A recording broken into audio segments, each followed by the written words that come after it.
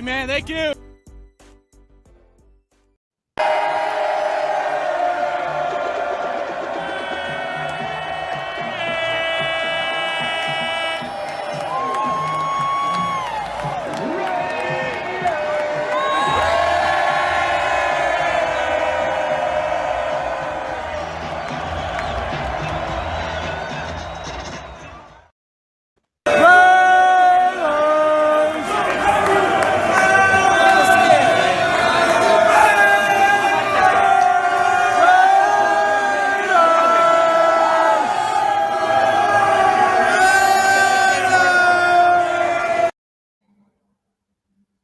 What is going on, Raider Nation? I'm Hardcore Raider. This is the Hardcore Raider Nation podcast.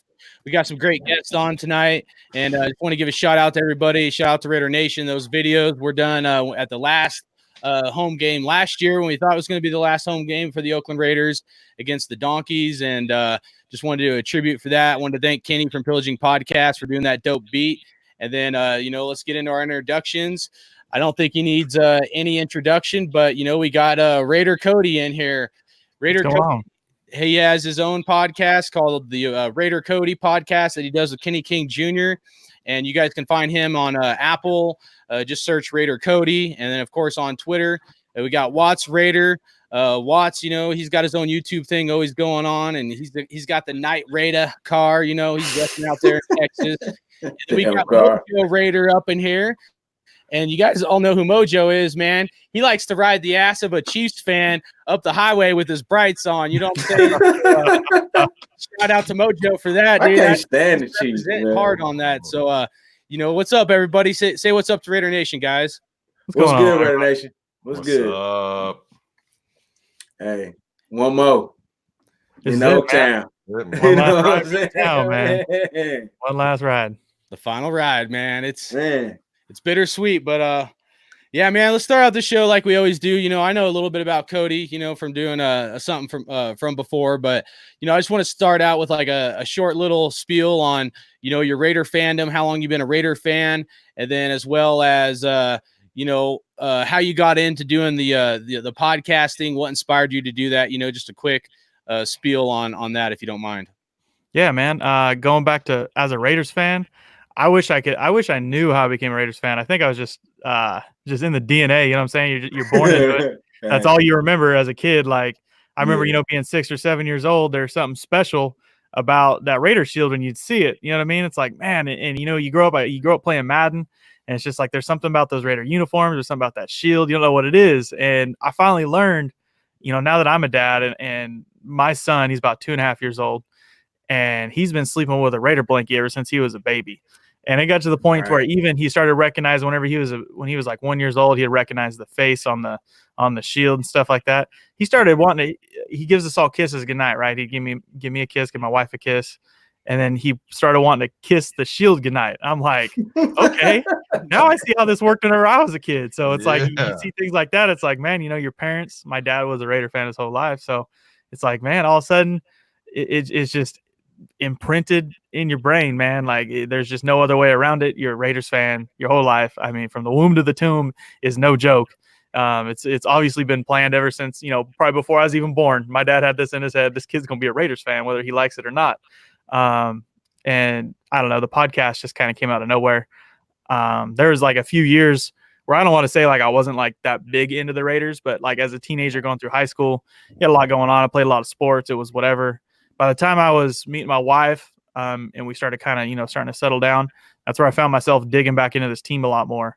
And man, here we are. Like last year, started this thing up, and it's taken off. And I'm excited because I get opportunities like this to sit down with a bunch of other content creators like yourselves. A lot of diehard Raider fans, man. There's a lot of us out there that do this kind of thing.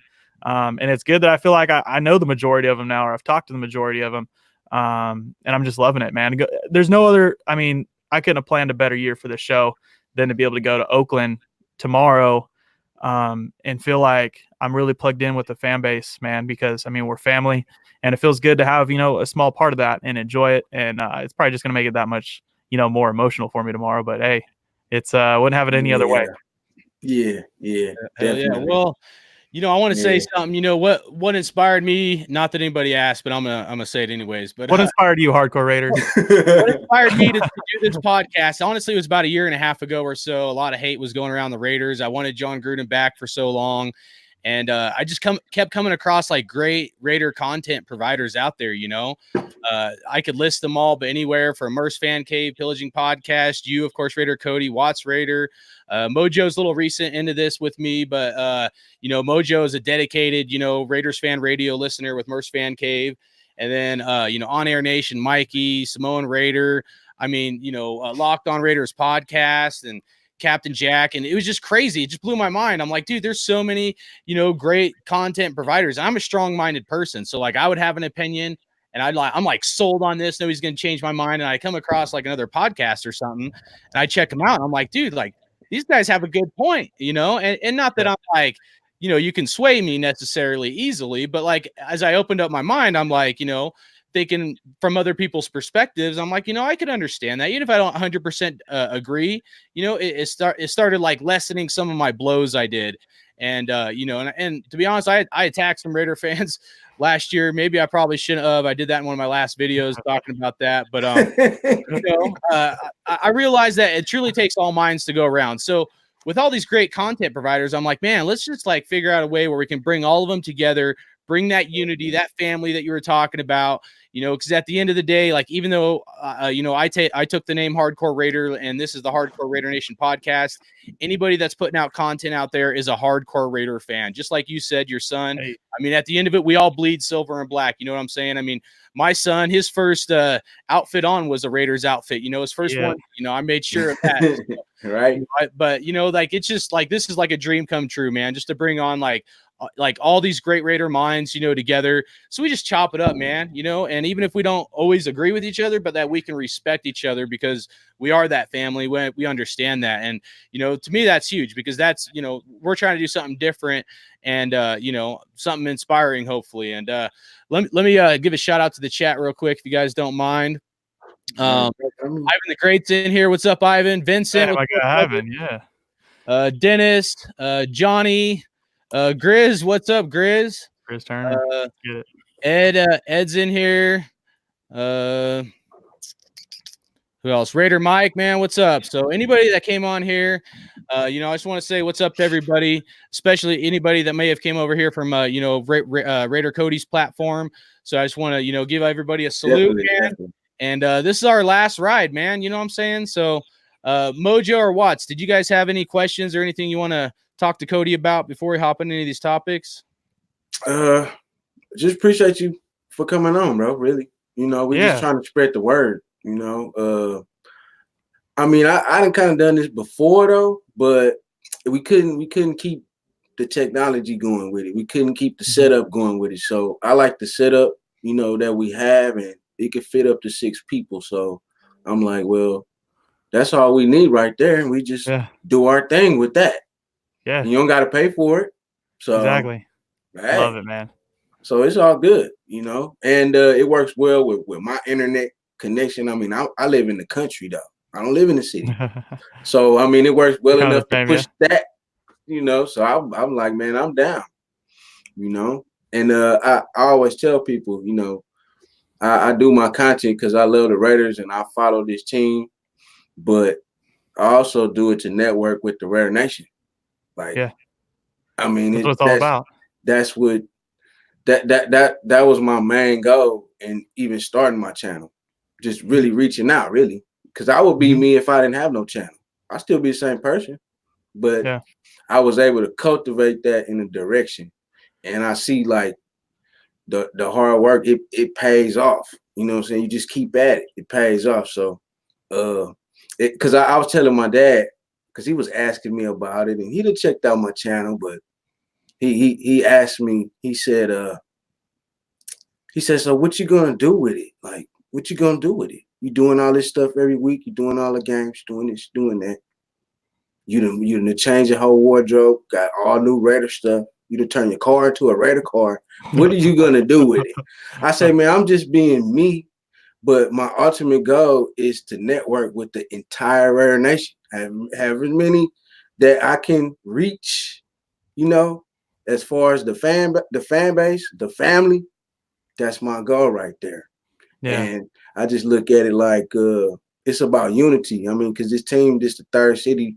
I mean, you know, Oakland twice, but this the third city that the Raiders done moved to. So you got to look at it like we ain't got no choice but to be united with this. You know, Yeah. I mean, we finally got the stadium, so now we just got to get the team good, and then we straight, we good.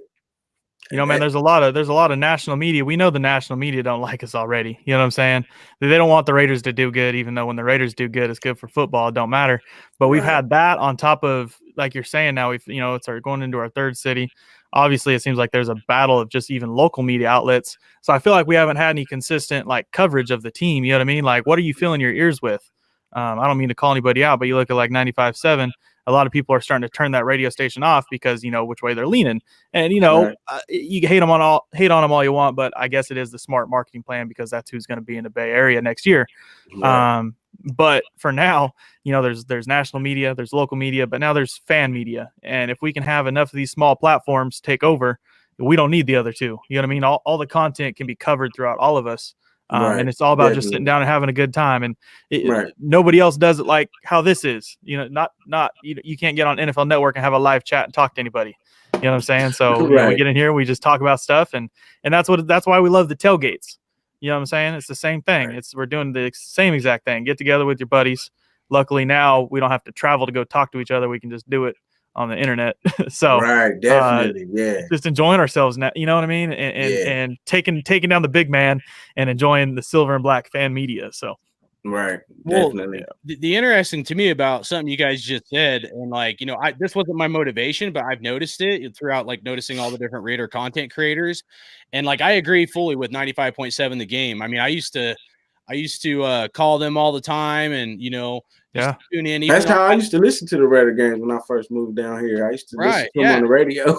And I stopped listening to them because all they were doing is bashing on the Raiders. And I'm not saying we've been doing great or whatever, but like you can tell, even like a year ago or years ago, they were more like pro Niner and like anti-Raiders.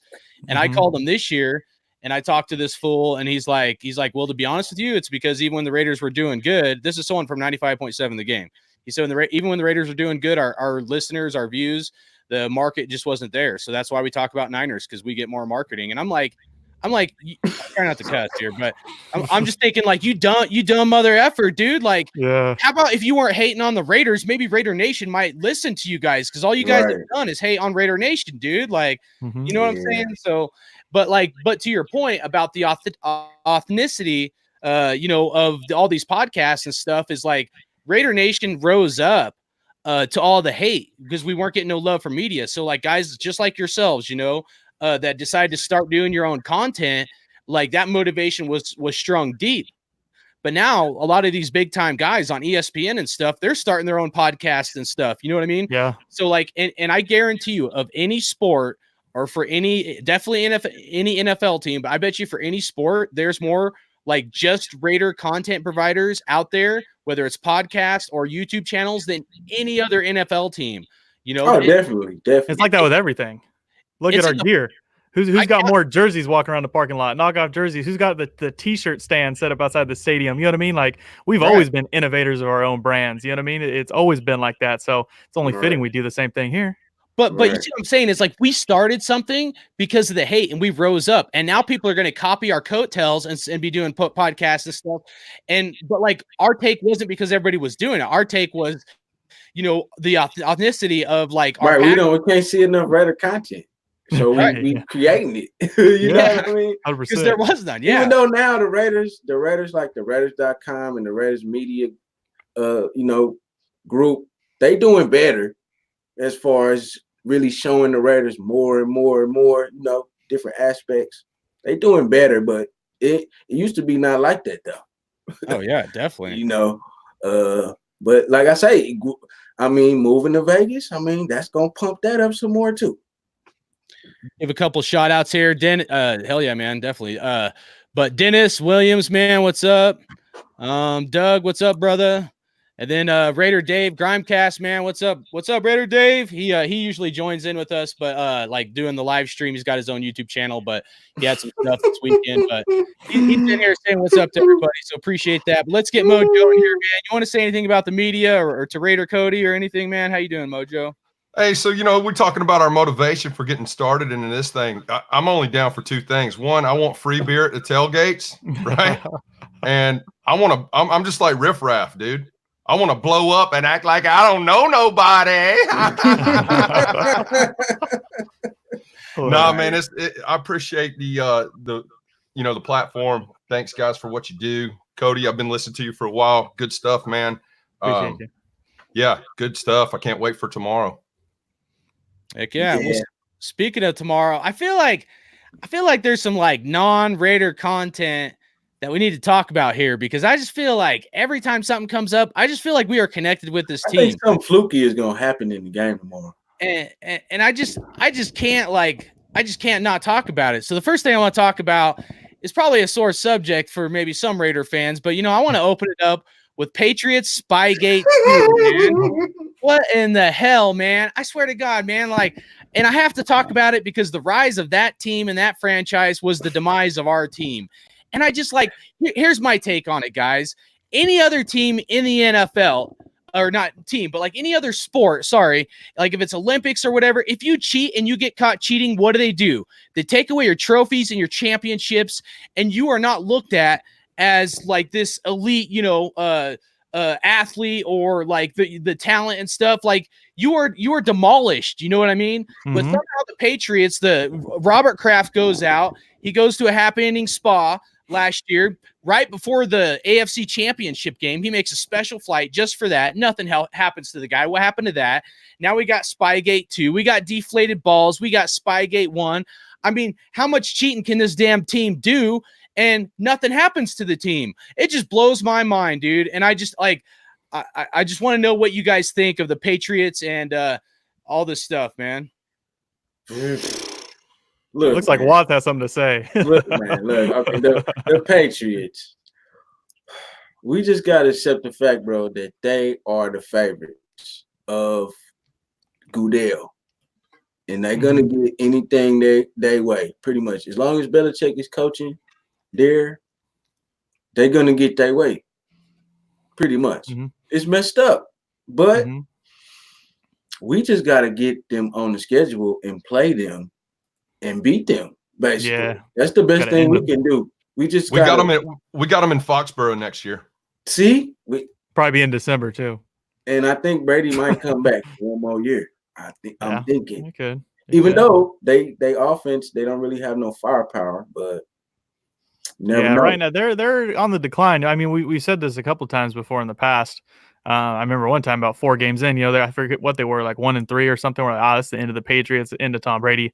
Then they went on to win the Super Bowl. So it's like one of those things, it's like, I freaking hate this team, man. When did they go away? But then you get into cases like this again, right? We're talking about all these different matters where they're found, it's not like it's a huge deal, every single one of them, but little cheat and little cheat, right. And it keeps adding up, and they'll get a little slap on the wrist again. They'll get like a 6th or 7th round pick taken away from them. And Robert Kraft go get another rub and tug, and then they'll just go on doing their same thing every year. So, it is what it is, I guess. Oh, man. Freaking hate that team, man. I got a little bit of a different opinion on this, fellas. Man, okay. I'm not the kind of guy that's going to throw I'm not the kind of guy that's going to throw rocks from a glass house, right? So Raider credo, right? From years back. Yeah. If you're not cheating, you're not trying, right? There we go. I mean, what's more blatant than stick 'em? Don't get me wrong. I absolutely hate the Patriots and everything about them. They completely ruined our chances in the tuck rule game and all that good stuff. But yeah, it's hard for me to really hate on a team that's cheating a little bit, man, because I think the Raiders should probably do just a little bit more cheating, and we might have some more W's in the column. They're not encouraging it anymore. Yeah. They're not doing it. Yeah. Real talk, though, we need to bring that stick 'em back. That up on the board. Real talk, we need that stick 'em back. We need to start cheating with that stick 'em again. Yeah, that would be, yeah. We yeah. Yeah, because we be dropping interceptions, man. We be dropping too many. Even the defense, man. What's going on with that? You know what I'm saying? Oh man. Yeah, So but this- I think we're gonna play good. I think they're Yeah. gonna show up just because it's the last game, bro. Yeah. Speaking of the last game, I really want this episode to be like just this mad tribute to Oakland Raiders and Oakland Raider fans, So, I believe, Mojo, you're not going to the game, correct? Okay. Yeah, no, we me and the family said goodbye to Oko Titans at the Lions game, Lions. man. Yeah. We all the made men That was from a good one. our went up there together. Yeah, at least we got a dub. I haven't been to a game in Oakland where we lost in the last like 5 years, so that's pretty good. I need to go more often. Hey, Yeah. Well, I know Raider Cody, you're going to the game, right? Yeah, man. I'm 3-0 this year, huh? About to make it 4-0. Oh, nice. You got butterflies in your stomach yet, man? What's your anticipation? Like, just kind of walk us through how you're feeling right now, Actually, I was just telling MoJo right before we got on. I feel like normally this is the night where I usually have a huge tailgate. For those of you that have come through the tailgate, you've seen I got a 4 foot by 3 foot Santa Maria grill just loaded full tri-tips, chicken, ribs, anything you can fit on there. It's getting cooked, and that's what I'm doing right now. I'm usually preparing meat. You make sure I got everything together, spraying off the truck, getting the charcoal, getting all the utensils, getting everything together. It's like a whole Saturday of just getting ready for the tailgate. But tomorrow I'm just going to go out and be walking around, hanging out. So I feel like right now I'm just like, okay, let me hang my jersey out. Let me get my shoes out. Let me pick out what hat I'm going to wear. And let me get a good night's rest and go to this game. So right now I feel good because I'm not worried about the tailgate and all that stuff. But I know, like even the tailgate, man, I know I'm going to be there. I'm just going to have a good time. Like everything's going to be cool. Like just like normal. Every time I go, it's going to be the same exact thing. But I know as soon as I hit that tunnel to go inside the Coliseum, then I'm going to start getting the butterflies, and I'm going to start being in the fields. Then it's going to feel like it's the last time ever being there. And that's where I'm going to be soaking in all the vibes. And it's going to be crazy, man. I mean, I just hope I've talked to a couple people. I had Miles Simmons on my podcast from the Vegas Nation, and he's been around the team, and he's even said, like, this team just has a different sense of urgency this week. We're on a 3-game skid. But coming into this week, we know this team wants to go out huge for Oakland in this Coliseum. So I know as soon as I hit that gate, man, I'm gonna feel that same way, and it's gonna be nuts, dude. Like flat out. I got no other words, but it's gonna be nuts. We need to blow them out. We do. But you know what, man, Watts? We say this a lot, right? We say this, but there ain't no other way that the Coliseum's gonna send us out of there without a heart attack or two. You know what I'm saying? Like, I'm gonna leave there. Field goal in the end to win. Yeah. Someone's gonna have to slip and miss a field goal, or the Raiders gonna walk away with a win or something nuts. Right. Like it's gonna be. Yeah. There's just no other way. That's what I said. So remember it. they're gonna run back a punt return or kickoff return and get ran back for a touchdown or something. Yeah. We're gonna pick it up off the goal line and run it 99 yards to the end zone. Like just like last year, it's like, man, something's gonna have us have like, I'm gonna have a stroke over there in the black hole tomorrow, and it's gonna be just business as usual, basically. Somebody put 55-3. Let's get it. Pirate 1975. That's one of my dudes from RFR, man. Yeah, I'll tell you what though. Did you see Fu on social media this week? Phil Villapiano. That message you left. He said, "Yeah, man." He said, "We're going to annihilate the Jaguars." That's what he said. I love. Let's Fu. go. Annihilate Fu, them, man. That's a Raider right there. I love Fu. You better be tackling. You want to give a shout out to the chat, Mojo? Yeah, man. Like I said, we got Pirate 1975 in there. What's up, bro? Ryan Miller, Raider 7528. What's up, my man? Talk about Tua now. Hold on, that lefty. Jonathan Renteria, what's up? And then I'm with Ivan there on Tua, man. he's got the trash can emoji next to Tua's name right now.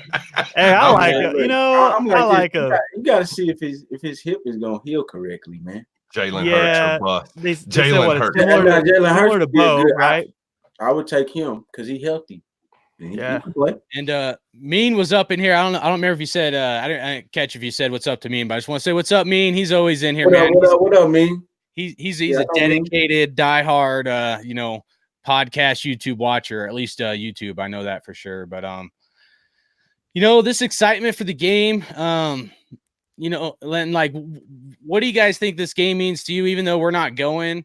You know, like, I'm excited for this game. To me, like, I'm kind of depressed because, I was there for the Broncos game and I was like really excited. And I wish this game would have been a rival. But like, besides that, like, I'm still, I'm excited, but at the same time, it's, I got some tough feelings. But, what are your guys' anticipation for this game and your feelings, Watts and MoJo, and just, kind of, what do you think about, Oakland Raiders and Oakland Raider Nation and all that, man? I mean, it's the birthplace of the Raiders. I mean, it's Al Davis, it's the Raiders, it's John Madden, it's all the players, all the players that played in that stadium, all the Hall of Famers, all the Raider Nation through the years. I mean, it's all of that. I mean, it's just I guess you could say it's just something that we wanted to happen and we didn't think it was gonna happen, but it didn't happen. Right. And now the Raiders got to leave Oakland. And that's just how I'm looking at it, really. I'm sad, but to make up for it, though, when we get to Vegas, we just got to ball out.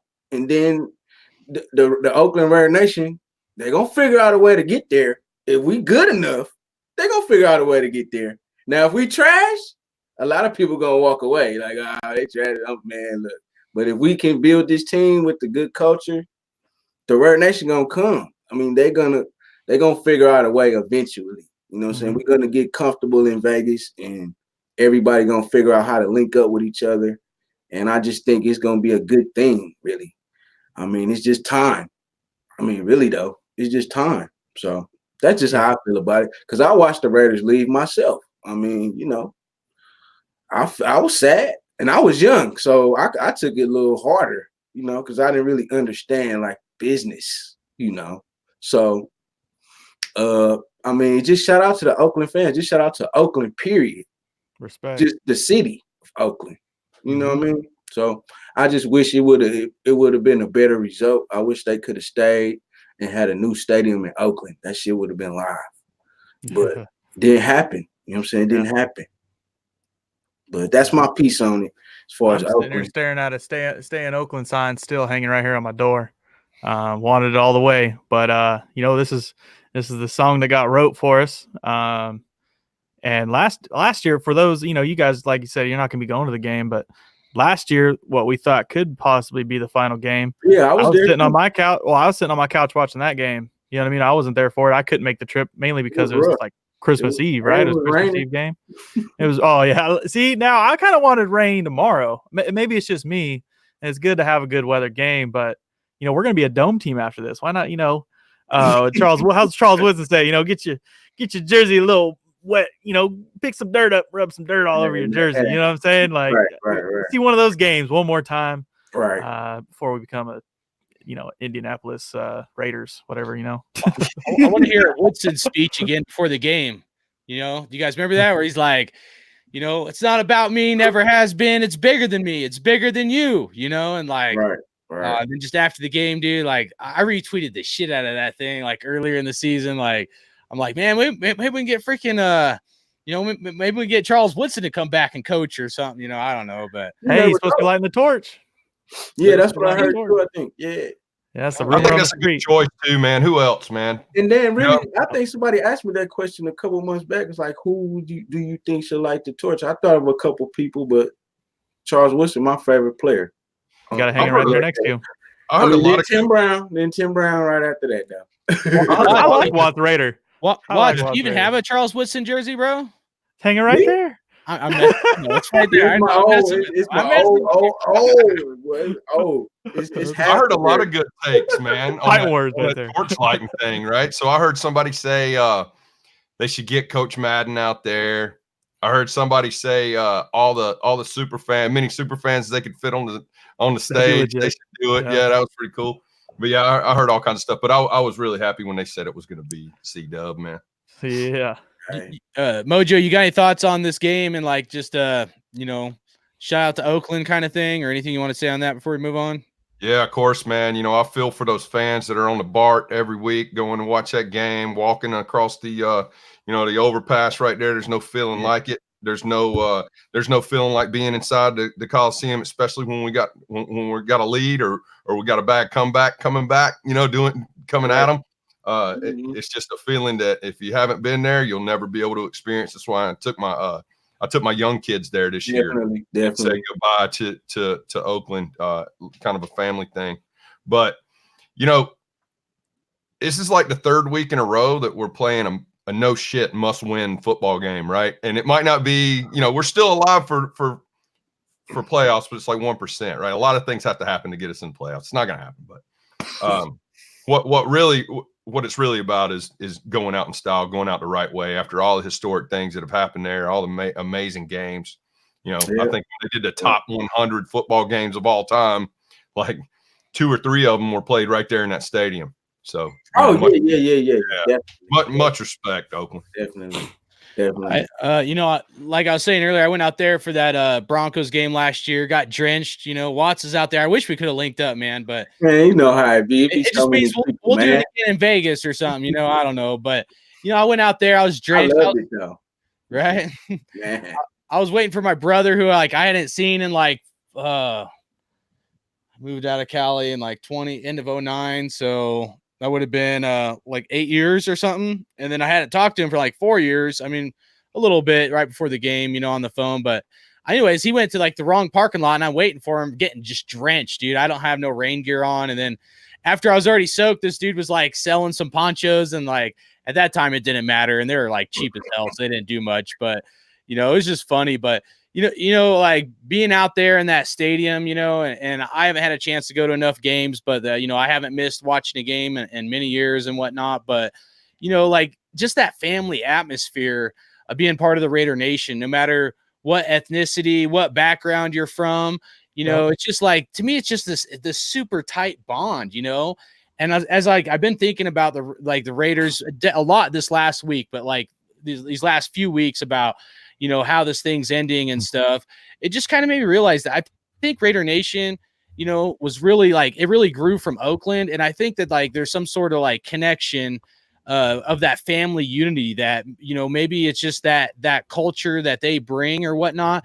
But, I'm just curious what you guys think about, the Raider Nation and how it's this family more than any other team in the NFL, talk about that unity of the Raider Nation. Cody, what do you think about that, man? That family? Well, I think that the biggest example can be for those that went to the games. At least for me, anyways, this is where I see it. No matter who you pulled up next to, your neighbor at the tailgate was always the coolest person ever. And it was a different person every time for me. it was always just me and my wife rolling up there. Everything was cool, next door neighbors. But then from what I see, another great example in Raider Nation is all the small, Raider Nation's like the big umbrella, but then you see all these booster clubs.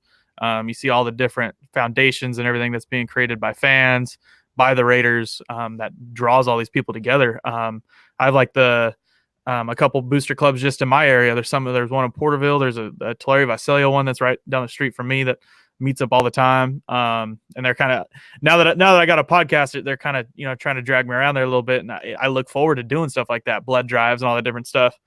So that's where I see how Raider Nation is just such a family, because you create these gatherings. And I don't know how everyone else here is, but for some reason my Thanksgiving table isn't as full as it should be. I got more family members that actually sit in the chairs. So when you look at Raider Nation, man, you wear that silver and black, your family. It's simple as that. We get along no matter what. Mojo, I can sit here and disagree with every single one of your opinions. But I'm still going to sit next to you at the Raider game and cheer just as loud and be best buds. Same thing. Hardcore Raider Watts, not just Mojo, but every single one of us. Man. It's all the same thing. I don't mean to go all around the circle here, but Did you hear my leadership video I did on Carr? But it's one of those things, man. Just no matter what we say, what we disagree on, it's all Raider Nation. And I can't sometimes say the same for just normal blood family. You know what I mean? Sometimes. Oh yeah, definitely. There's disagreements, and all of a sudden they're not sitting at my Thanksgiving table. But hey, you know what? We'd all still be sitting at the Coliseum if we could. So that's all that matters. Right. Definitely. Hell I mean, yeah. it's just that's just our team. Basically, I could basically say what really got me interested in the Raiders was football, was on the field, but just really Al Davis, his thinking, just basically the things that he was actually teaching though, like his sayings. You know, you can live your life by a lot of that stuff. Mm-hmm. So for me, it just carried over, and I just applied it. You know, even though the Raiders was my team, but as far as just kind of going deeper into it, yeah, I just applied like the principles and just kind of went from there, really. So I got that's what kept me a Raider fan though, too. Even when the Raiders moved back to Oakland, like, and we was sorry. That's what kept me like, you know what? I mean, no matter what, this is what I apply to my daily life. So it's not. I mean, we lose games, but I mean, I get over it because I'm like, yeah, it's my team, you know. I mean, I'm gonna talk shit. I'm like, yeah, or whatever. But at the end of the day, I'm gonna still be down with the Raiders, regardless. It ain't nothing new to us. You know what I'm saying? I mean, you know, it's. I don't know. I guess it's a tough skin, I guess you could say. Yeah, a lot of fan bases don't have that. You see the New England Patriots have one struggling season, you know, and whatever it's been, 15 years, 16 years, and the fans are booing them off the field. It's like, man, they just gave you like, what is it, 5, 6 Super Bowls? And you're gonna treat them like that, just like the first year they don't feel like you're gonna get a Super Bowl. Yeah. Crazy, man. It's crazy. Yeah. All I gotta say is tuck that. Tuck that, bro. And tuck them. We need one more shot at him, man. I'm telling you, one more shot. Yeah. Hopefully, Chucky's still coaching. The dagger. He said unfinished business, right? What's that? He said unfinished business. That's what Chucky said. He sure did. Business. He better have a game plan this time. I heard that as well. Mm-hmm. Mojo, what do you think about the Raider Nation and this family and how it's different from other NFL teams, brother? Well, there ain't nothing like a Raider tailgate. Yeah. You know what I'm saying? There ain't nothing like a Raider tailgate in Oakland. But we travel, man. We travel hard, man. Oh, yeah. You know, we roll deep. I used to go to games here in San Diego all the time, man, and we took that place over. They're still doing it in L.A., all over the country. When we roll in there, we rolling in as a big family. The other thing I love about it is, man, I wear a lot of Raider gear. It's hard to find. It's hard to find a day when I don't have something on. If I'm not wearing my uniform, I got some kind of gear on, right? And I love the fact that no matter where you go, man, you go to the mall, you go to the DMV, you go anywhere, you find another dude that's rocking his Raider gear, a lady, a little kid, it don't matter. You're going to make eye contact and you're going to say something to one another. Usually it's Raider. Yeah. Maybe just walk by a dude and just say, hey, well, Nation, Raider Nation, baby. Definitely. You know, so, you know, there's nothing like that. And I would challenge just about any fan base to say they could say the same thing. Hey, you know, I live here in Colorado now. I moved away from Cali about 10 years ago. And, you know, there's actually quite a bit of Raider fans out here, like more than you would think. I mean, but it's not like living in Cali, obviously. But, you know, you see somebody with like Raider stickers on and like their car and they drive by and I'm like, Raiders, you know, I make them roll down their window and shit, you know, and like, you don't see other fans do that. You know what I'm saying? Like, and that I know I'm not alone, dude. I know like Raider Dave. I bet some of you guys are like that, dude. Like, oh yeah, definitely. Yesterday morning, it was like 8 a.m. I'm driving past like this truck and I'm like, I'm going to yell out freaking Raiders, man. Cause they had a Raider sticker. I drive by and it's like some 80-year-old woman. I was like, I'll come back a little bit on that. She got to think. Say it back. Say it back. Yeah. I almost she would have probably rolled the window down and rolled right back at you, bro. She would probably be like, Raiders, you know? Holding up her cane. Oh yeah. Hey man, that's just like I mean, I'm down here in Texas. I see some Raider fans. Like if I go to Houston, you know, you might see one here or there. But I like it when it comes out of nowhere though. Like I was at work one time, you know, I work at a college, so it was cold. It was cold one day, right? So, you know, everybody got on sweaters and stuff. So it was this little chick came in there, right? And I seen her sweater. That was in Oakland Raiders. I say, hold on. Have my little card. I said, hey, come here. I said, this your team? You down with the Raiders? She like, yep. When she had her friend with her, they was talking that smack. Like the Raiders are. I'm like, look, don't listen to her, baby girl. I want you to take this card and check out my channel. Don't listen to nothing she talking about. I say, hey, when you go outside, you can go see my Instagram on the side of the car right there. Just hit me up. You down with the Raiders? And it was simple as that. So Get it. I like them moments though, where you just don't expect it.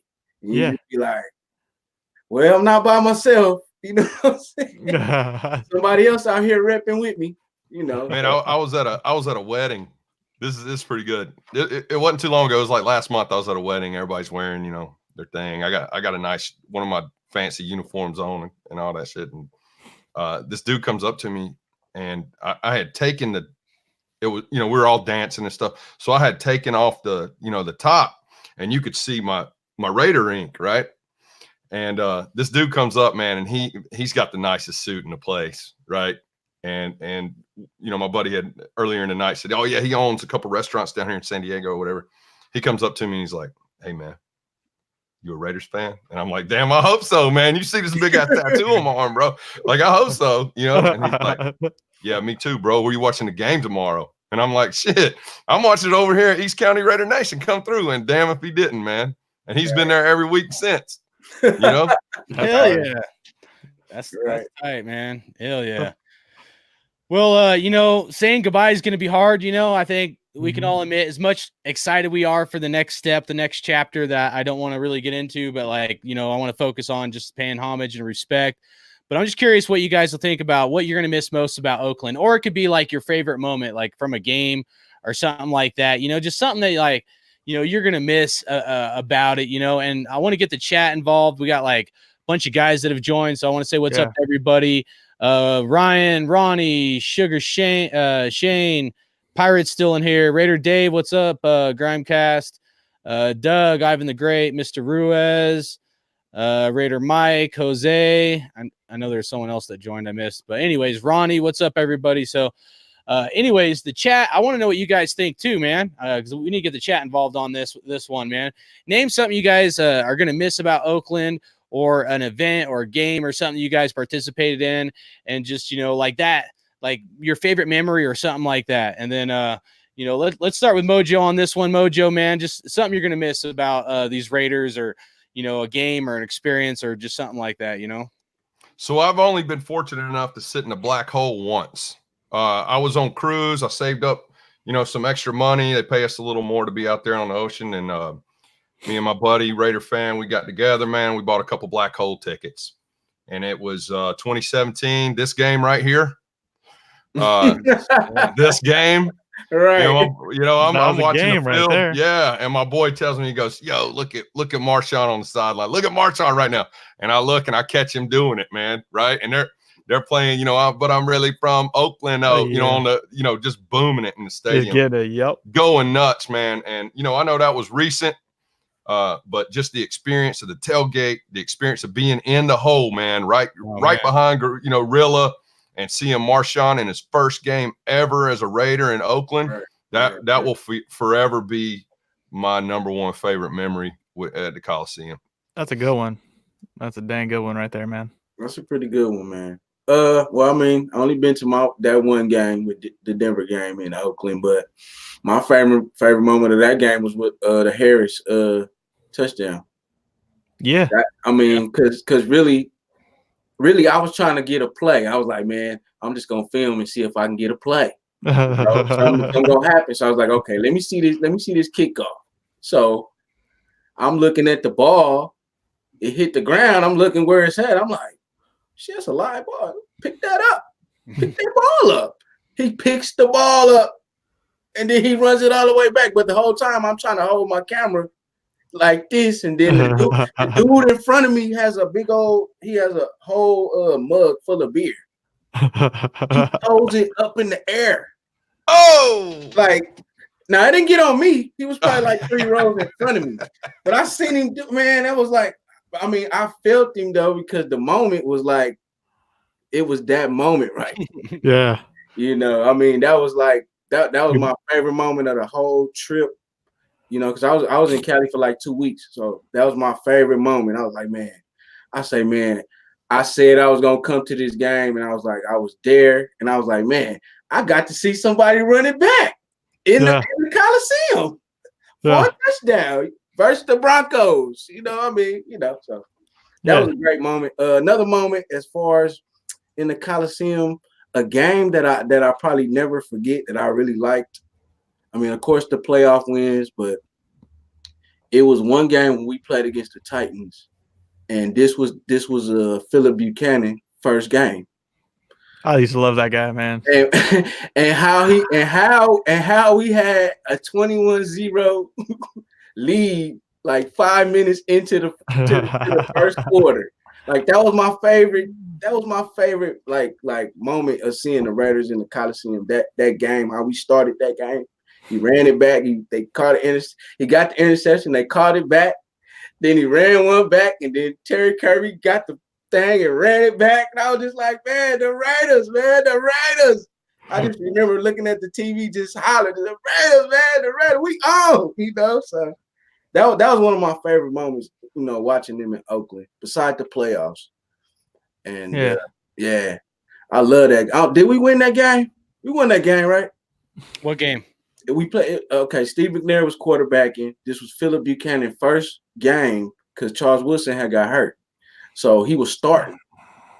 And on the first play, he came out and got an interception, but they called it back. What year was that? I'm trying to remember what year that was. It was the year after Chucky left, because he was the draft pick. He was the draft pick that Al Davis got for don't ask me. I was like 12 or 13 years old. I think that was but he was the draft pick. He was the first draft pick that they had got when John Gruden got traded to the Buccaneers. I think that was probably 2003. Yeah. But they had McNair, they had Eddie George, they had their squad. Yeah, they had a good squad back then, man. Yeah. But that was a hell of a game, man. Well, we was balling. Yeah. Woodson on the sideline, he on the sideline in plain clothes, like you gonna do something today? You gonna do something? I love C-Wood. That was that injury. They didn't think he was gonna be able to come back from that, right? That was the issue. Yep. They didn't think he's gonna be able to bounce back. Well, guess what? Dang, man. I don't really have I get what I'm gonna miss is the tailgate, no doubt. I mean, you can't emphasize that enough. But memories in the Coliseum, man. There's been a lot, dude. Like you go back, you look at the what was it, the year after the Niners went to the Super Bowl, we have the last, what I'm calling it, the real battle in the Bay. Not Santa Clara, but when they were still the San Francisco 49ers. We had that big game. C.O. Moore, remember C.O. Moore dancing on the field? Right. That's like a whole moment. You know what I mean? Like for me, I don't remember like plays necessarily, but I remember just the whole vibe of certain games. Right.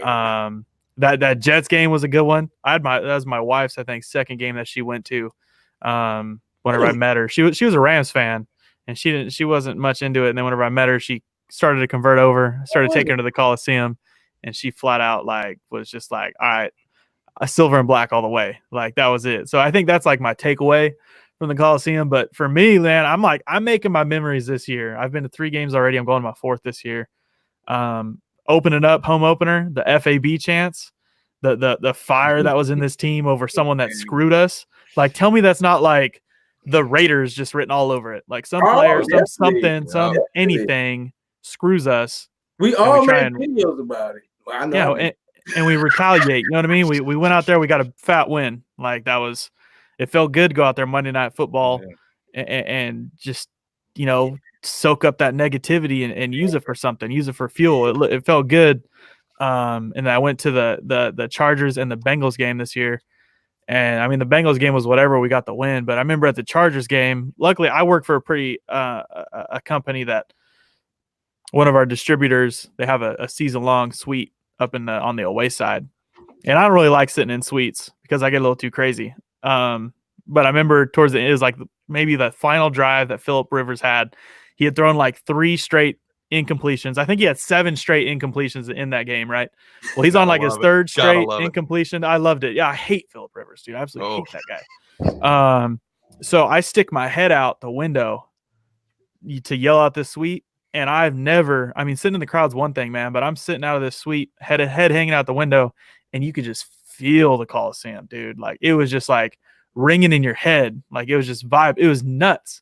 I'm just like, dude, if this is how it feels on the field, like that's freaking crazy. So I'm taking stuff away from that and going tomorrow. Me and my wife, I connected with a guy named George through Gorilla. in February, March. And I told him, I said, look, man, I said, hey, Mark, I want some black hole seats. Like, I want to go to the last home game of the season in the black hole. Yeah. So he connected to me with this guy, George, and he owns the 2 seats right next to Gorilla, front row of the black hole. And I said, okay, man, as soon as that schedule drops, I'm going to call you. The day the schedule dropped, I called this guy, and he's like, the schedule's out? I'm like, yeah, the schedule's out. I'll send it to you. I'm buying tickets to this game right now. Like, tell me how much it is. I'm going to PayPal you the money. Bam, right there. It was $500 a seat. I said, here you go. I'm going to PayPal you the money. December 15th, Jaguars. That's me and my wife's seats right there. Yes. Got the tickets in. He sent us the stubs. So, you know what, man? Like, I've had some good memories. The Coliseum made my wife a Raider fan. We've had some great games, but my memories are going to be tomorrow. Like, that's it. Like, that's going to be the game. Like, I've been to maybe 20 games, but tomorrow is going to be the game where I make the memories that I tell my kids about. You know what I'm saying? And I look at this as an opportunity now. I don't want to ramble on, guys. I'm sorry if I'm talking too much here, but no, you're good. With my dad being an LA Raiders fan at first, and telling me all about, the LA Coliseum and stuff like that and how great that was.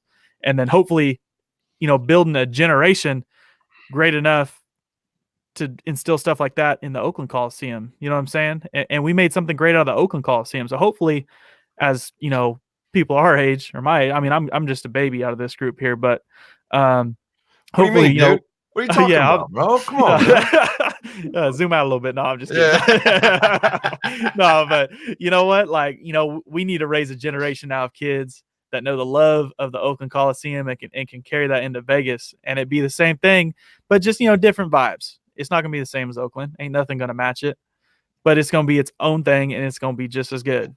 So hopefully that's kind of what we turn this thing into off of what we remember. So that's why I like talking about this kind of stuff. Yeah, emotions are going to be running high, man. But you're right. It's going to be the home of Raider Nation, right? Yeah. It's our brand new badass, overpriced home that we had built exactly how we wanted it. So, right?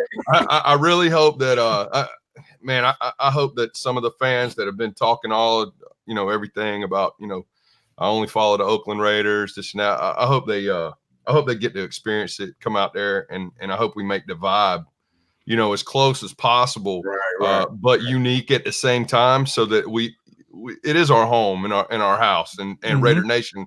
I think everybody in the nation can be proud to be showing up in that state of the art, awesome place that we're going to be in. Right. Definitely. Well, well, and I'm just glad they weren't like somewhere in it, like way far out and gone or something, because then it'd be a lot harder for the Raider Nation to travel from LA and Oakland. Like the San Antonio talks? Yeah. Oh, I was like, no, don't do it. I'm like, that's too far. I would have got to see him though, but I would have felt bad. I would have felt good for you. I would have felt bad for everybody else though. Like, shit, right now, down here, everybody. you critique and Q from Locked On Raiders podcast would be. Oh yeah, Q. Q's over there too. Yeah. I meet Q tomorrow. I'm looking forward to it. Man. Sugar Shane's from down there too. Yeah. And speaking of that, if anybody is going to the game, Q's going to be in Lot B, and then Pillaging Podcast is Lot A, Row 4. So Q, Lot B, Pillaging, Lot A, Row 4. So Q's actually going to be going over to Pillaging Podcast, I think, at one point, making a little appearance. I'll probably be swinging by Pillaging too. I don't know if I'll be coming through on the show at all. I'm going to be going by there early over there in A Lot, but yeah, I think they're jumping on that live stream in the morning, so that should be pretty cool. Yeah, they go live around at a home game. They might do it a little earlier tomorrow, but for home games they start at 10 o'clock for a 1 o'clock game. So okay, cool. Yeah, they're early, man. My favorite memories. I'm gonna cheat a little bit here. So first of all, my first Raider game was Raiders versus the Tampa Bay Buccaneers, like back in, I think it was like 2001 or 2000. But it was like our first shutout in a long time. We beat them like 45-0. We held Mike Allstott to negative yards. I was actually sitting next to Mike Allstott's like uncle, and Mike Allstott had negative yards. Raider fans were throwing beers at this old guy with this little kid. And like, we're walking out of the stadium. We just beat the hell out of him. This is before Gruden left to Tampa Bay. So there's no like rivalry or anything, this is before the Super Bowl. Mike Allstott wasn't on Mike Allstott until he this got guy's Gruden. getting pushed down there. He wasn't that big. He was an older guy. But he's getting like pushed all around. I'm like, dude, this old guy's gonna get fucked up, man. And like, I just remember being like, dude, like these guys, like I was always like a diehard Raider fan, but I just remember that and I was like, dude, these guys are freaking make me look like nothing. That shit was funny. And then of course, went out to the Bronco game. That was just a surreal moment, dude, because briefly, it was like raining cats and dogs. Go inside the stadium, rain stops. Clouds open up, rainbow over the Al Davis torch, man. And where I was sitting was like the perfect view. We were kind of close up. I go get a hot dog, come back, and Mark Davis is signing autographs. I like leap over seats because there's nobody up in those like upper seats, to get a selfie with Mark Davis. And then I got to slap hands with Derek Carr again. I just shoved my way to the front, kind of thing. And I'm not the biggest guy, but like, I'm like, come on, man, let me in. Like Raider Nation let me in. And like, I got lucky that because like he didn't hit everybody's hand, but like, I think I was like probably this close to maybe like falling like into the stadium, out of the seats. So because I was leaning out so far, but man, it was just like such a surreal moment, dude. Like for me, my family, I wanted my kids, because I live here in Donkeyville, I wanted my kids to experience what it's like to be loved by Raider Nation, because I've grown up in a lot of places, even though I lived 10 years in California, and it's hard to be a lone wolf sometimes, so especially when you're like in a rival. Like you guys got to understand something that like Raider fans, we hate the Chiefs, we hate the Steelers or whatever, but let me tell you this: Broncos only hate one fucking team more than anybody else, and they absolutely fucking hate the Raiders. Yeah. You know what I'm saying? So like that shit is real, dude. And I live it, man. I actually went to both Bronco games last year. I went up to Denver here, and the Raider buses pulled up, or at least I'm pretty sure it's the Raider buses. They were like some Greyhound buses. I'm like, that's got to be the fucking Raiders. I'm the only crazy ass dude in the parking lot wearing Raider gear, jumping up and down. Let's go.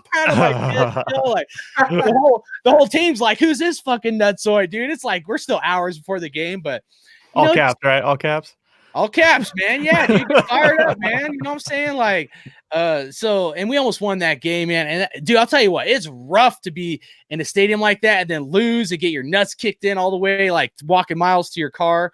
But and as far as like on what's that? Talking about the one we lost in the end because Chucky, or yeah, and then we lost in the early part of the season. Talking about that game, second game or something. Yeah, that was the game. But there was some questionable ref calls and some other stuff but yeah, no, Chucky like this on the ground.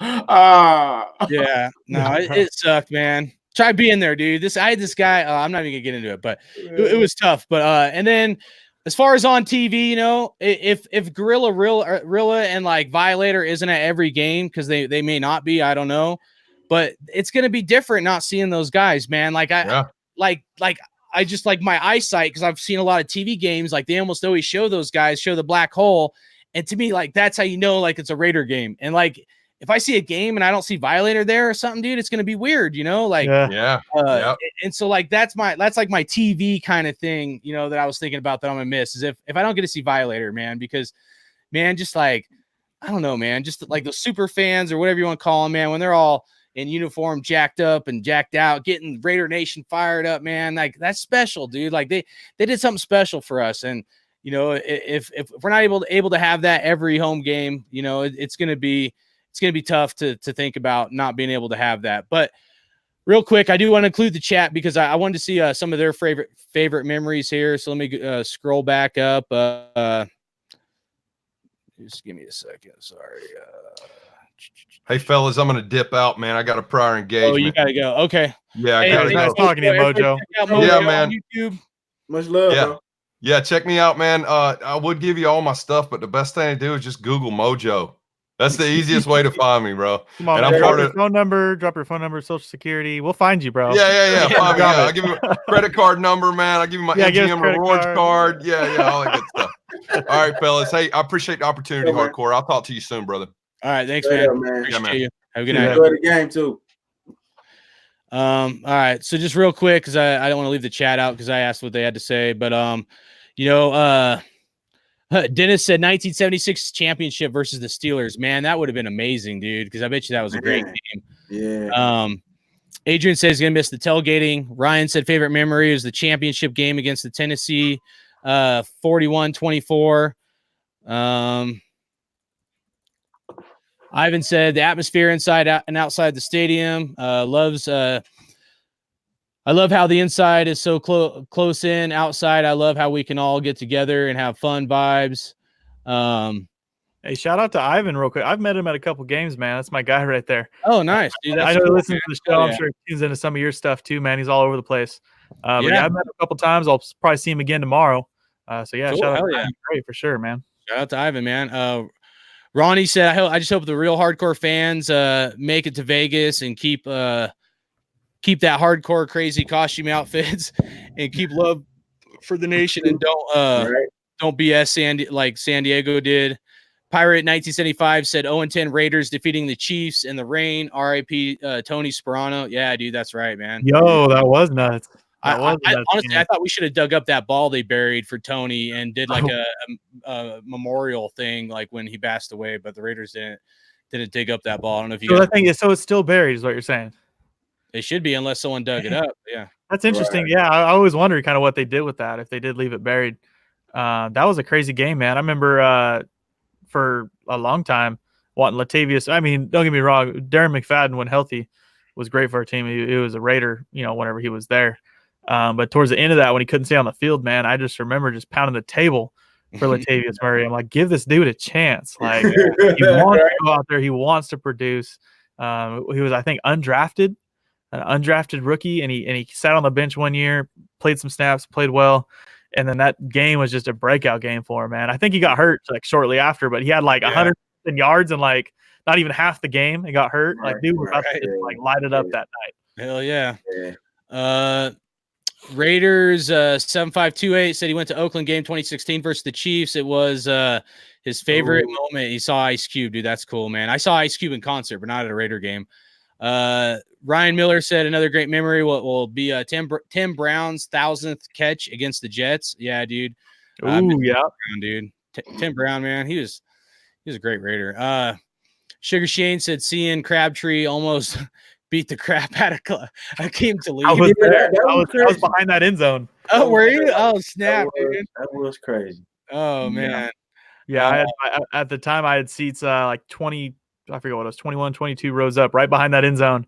So it happened to our right. It started breaking out right there on the sideline. And then, of course, they swung around and they're throwing blows right there in the end zone. You could see freaking little chump Aqib Talib trying to throw blows with a helmet on still. Like, helmet off, sucker. Right. Well, the only thing I was mad about that, if you're going to throw a blow, you should at least connect, dude. Like, you know what I mean? Like, at least make it worth it, but that's the kind of Raider fan I am. Right. Sugar Shane, Cleo Max interception against Cam Newton. That's a good one. No. We need to erase that. We don't. Grizz's favorite moment was AB. That's not my favorite moment no more. I'm sorry. What do you say his favorite moment was? Grizz's favorite moment was AB screwed our entire season. But I will not watch that game. I don't know if he was commenting on his favorite memory or what, but it was just like right next to all the other ones. So I just thought that was funny. But Grimecast Raider Davey said 2002 baby when Romanowski got the black hole lit. Yeah, dude. And then Raider Dave was saying, last time we won the AFC West. Yeah, dude. It's the older I get, the harder it is to remember some of that stuff. Didn't we play? Was that Carolina? No? What's that? The last time we won it. 2002? Yeah, right? Yeah, we haven't won the AFC West. I had to save my life. Wasn't it Carolina? I'm not sure, bro. Who we play? It was like we had like 50 points. We played the Jets, I think, in the AFC Championship game. You said that. Oh, you said the AFC Championship. Oh, okay. To win the AFC West, I'm not sure. AFC West, yeah, that's what that shit. I think that's about it. See you later, Ivan. But so all right. One little topic. We did the beating Carr dead horse last week, so I'm kind of over that. But I'm just curious what you think, Cody, about like your opinion about what do we need for Derek Carr to be at his best or be the most successful we can get out of Derek Carr, whether it's coaching, plays, or players, like drafting, like getting a number one wide receiver or whatnot. Like, Tell me your thoughts on that, and then drop a player scenario that might bring out like some better results out of Carr. It's kind of it doesn't have to rhetorical. be this year. It can't be this year, but it could be like No. next year or something. You know what I mean? But like, well, I mean, in a way, I feel like that stick with it can be this year, sort of like. I mean, we got Rico Gafford sitting on the roster because I feel like our biggest need right now is speed. I hate to get back to this, man. But let's pull an Al Davis for a minute, man, and let's get some speed on the field at this point. We need to stretch it. Yeah. And right now, Rico Gafford is the only dude that can do it. Tyrell Williams, there's a lot of pressure on him. And at one point, I was asking more of him, but he's still dealing with that plantar fasciitis. He's been playing injured through it. And of course, now it's coming out now. Obviously, the team's not going to say anything until they're going to start struggling. They'll be like, look, okay, here's the problem. He's playing through injury. We just don't have the talent at wide receiver. We really don't. I mean, I agree. And it's so rhetorical. It almost exhausts me, though. You know what I'm saying? It's just like to the point to where it's like we said this last year too, and we thought we had it taken care of, right? FAB. Let's bring that back up. Because obviously that's our reason right now. It's kind of where we're stuck in the mud. Darren Waller right now is just killing it as a tight end. I don't miss Jared Cook one bit. As much as I love what he did, Darren Waller has filled in those shoes perfectly, right? Foster Moreau, that's unfortunate. That's going to be a big blow again to our offense. Right. But he played great. Our tight ends are unlocked. You look at our wide receiver group, Tyrell Williams would be good, but he needs a compliment. We had Hunter Renfrow, who was our complement. He was our safety net at wide receiver. He's out. Right. Exactly. Now what do we got? We got Tyrell Williams. We got Zay Jones, who to me doesn't look like he runs on routes. Looks like about Zay Jones. Zay Jones looks like he's jogging on routes. I don't really know what he's doing out. I mean, I feel like he can make plays, and I've been excited for this guy. Me too. But at the same time now, I don't really know. I mean, talking on the Derek Carr subject, I don't think they don't run enough plays for him though. I don't think so either. You're probably right. I don't know. Kind of really getting going, not just when we need a first down. I don't know what his skill set is. You know what I mean? I don't know what he's good at. I haven't looked that much into him. If he can run every route, awesome. But I just feel like maybe we're asking too much out of a not injury riddled really, but just kind of we're thinned out, man. I mean, we lost our number one wide receiver. I mean, right. Two guys, right? We had JJ Nelson who was making plays in the offseason. He's gone. Who is Ryan Grant? He's gone. Hunter Renfrow, he's gone. We're dropping wide receivers like flies. But at the same time, now that we take away all those excuses, looking at Derek Carr individually, what he needs to succeed is, man, I don't know, just let's take some more risks, I guess. Like, there you go. I'll sit here all day, and I don't want to sit here and tell a player what they should do. And I'm probably, president of the Derek Carr Stan Club, but at the same time, I want to see this guy go out there and just sling the ball a little bit. But what hurts for me is, I'll say that, but in full support. You know what I'm saying? Right now, we're dealing with a fan base that doesn't have sometimes, or should I say, it's probably 50-50 right now, for being honest. It is. Support him. You know what I mean? And is just waiting for the moment that he doesn't do good, and that's what we're going to go after. And for me as a fan, I see 3 games left. He's going to be our quarterback. He's going to be on the field. He's going to be throwing the ball. So what can we do to help him out? And for me, number 4's played his best when he's confident. And right now, I just, I don't see much. If he's confident, oh my goodness, like, Lord, give me that strength. Like, because dude is getting, ripped apart by the fan base right now. So if he's still confident and can go out there and show out, all power to number 4, because right now I feel like I said, I mean, half the fan base is just at his neck. They're over it. They're done. And I get it, man. Like, there's frustrations in there. I think it goes a lot further past the quarterback. You know what I mean? Like, I mean, we can look at everything equal. Offensive line has been playing pretty good. We talk about tight ends. Josh Jacobs is killer, but wide receivers are struggling. Defense is struggling. And I think in the same sense, we can put this just as much on the coaches as anybody else too. Right. So if Derek's struggling, look at Derek and look at John Gruden. If the defense is struggling, look at Paul Gunther and look at whoever position group's struggling. It goes hand in hand. If it's not working, I trust at the end of the day, like I said, I'm a number 4 supporter all day long. I shouldn't even have to say that, obviously, because I'm really getting dubbed no matter what. But I trust John Gruden like Mayock to evaluate things, not just on our last 3 games. Don't look at, if you're judging any player off these last 3 games, you're screwing up because everybody's played like trash. So evaluate them, do your due diligence, look at other quarterbacks, and whoever, if they bring someone in, awesome. In my opinion, I don't think that they do, at least not this year. We do our best again to get some more talent around him and see what he brings in. But yeah, man, the number 4 subject is a tough one because at the end of the day, we just want to win. And if we're not winning, I mean, how much can you really defend any player or any coach, even John Gruden, these last 3 games? What can you say that John Gruden has done great these last 3 games? You know what I mean? What can you say that Paul Gunther and this defense has done great these last 3 games? And I'm going to say the same thing. What can you say that Derek Carr has done great these last 3 games? Nobody's done crap. Right. It's a collective effort. No one's done crap. Yeah, if someone starts to step up and someone else don't, I mean, sure, go ahead and start pointing the finger. But I've seen 53 or whatever it is, 47 active players at the time suck on Sundays the last 3 Sundays. So I don't know. For me, it cuts deeper. I feel like the vibe can get sucked out of a team like nothing. And I feel like that's just what happened to us. We go out and we win Sunday. Dude, you know what do you mean? We're back on cloud 9. Let's get this thing rolling. Like, let's win out the season. So it's short-term memory. These last 3 games suck and I have a bad taste in my mouth, but let's win on Sunday, man. And like, let's get fired back up. Like, I'll go all cap hardcore Raider on you right now. Like, let's win Sunday. So that's how I feel on it. You know what I mean? Right. I mean, pretty much feel. I mean, you said a lot of things that I said. I did my preview video and I'm finna upload it. You touched on a lot of things that I actually said in that video because I'm thinking back, like, I was kind of talking about that, like the O-line and Carr, and it's on the whole team. It's on the coaches. It's basically, my analogy is it's a bad stew pot. It's been a bad stew pot for us for the last 3 games. Yeah, it's been some games where we had a good stew pot. It was good, but I mean, we just don't know how to bounce back from losing, from a big loss. We haven't figured out how to bounce back, and we kind of just been in a rut each game.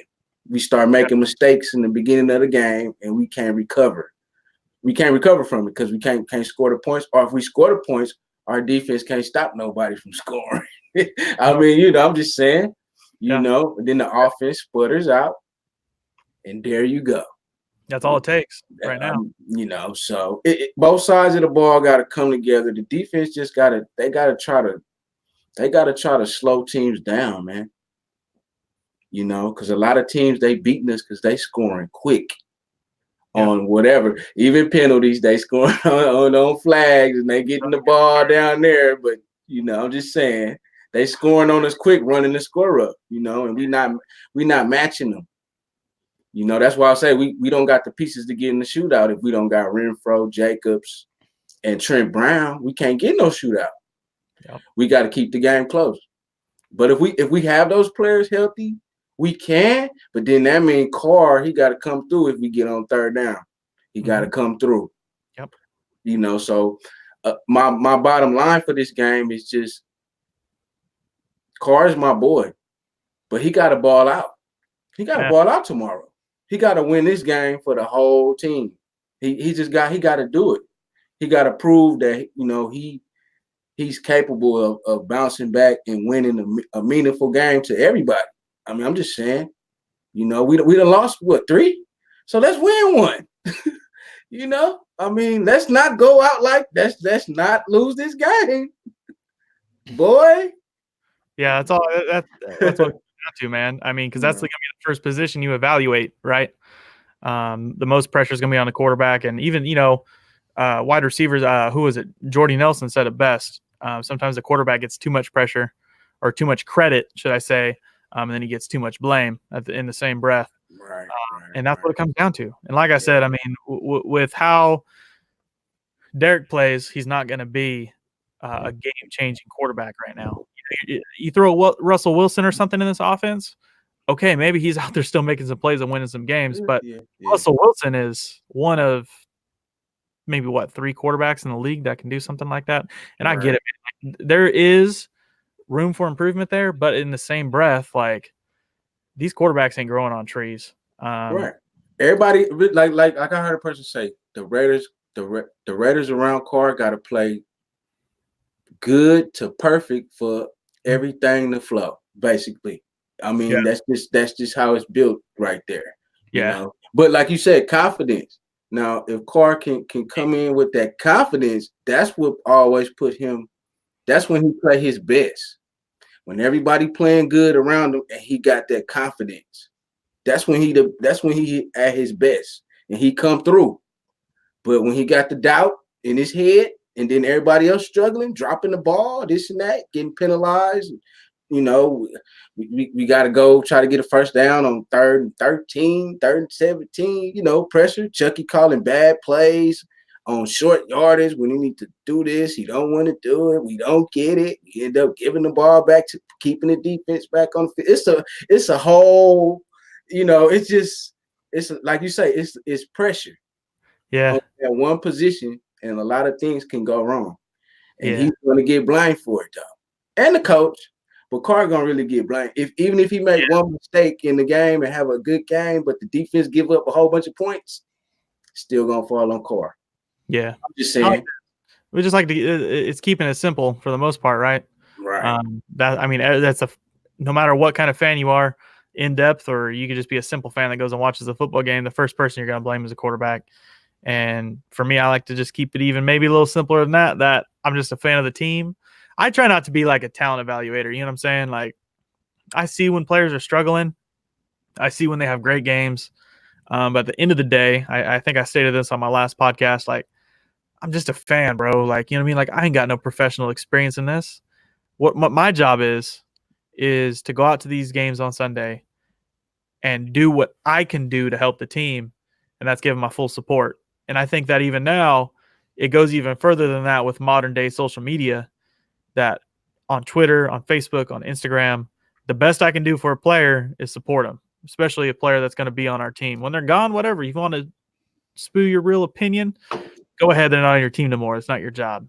But as a Raiders fan, just for me, I'm not speaking for everybody else. Everybody else can have their own way of being a fan. If you want to get pissed off every time a player drops a ball and you want them freaking kicked off the team, and you're going to go on Twitter for a week and make sure they get kicked off the team, whatever. Like, you got, anybody can do their thing. You know, I'm not talking to, just you guys, but everybody in Raider Nation. You guys do your thing. Right. But for me, I just like to think, like, man, you know what? Just all I can do is go out there on Sunday and be the best fan that I can be. Hopefully the player I'm cheering for can be the best player I can be. Right.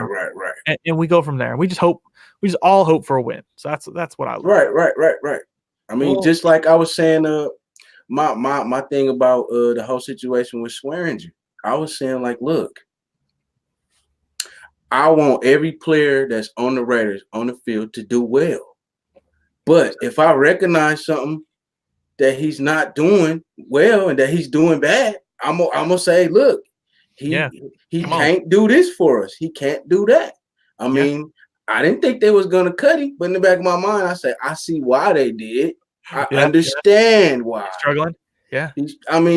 So those type of things, I just kind of look at it on an even keel. I try to look at the Raiders as a whole too, as a unit.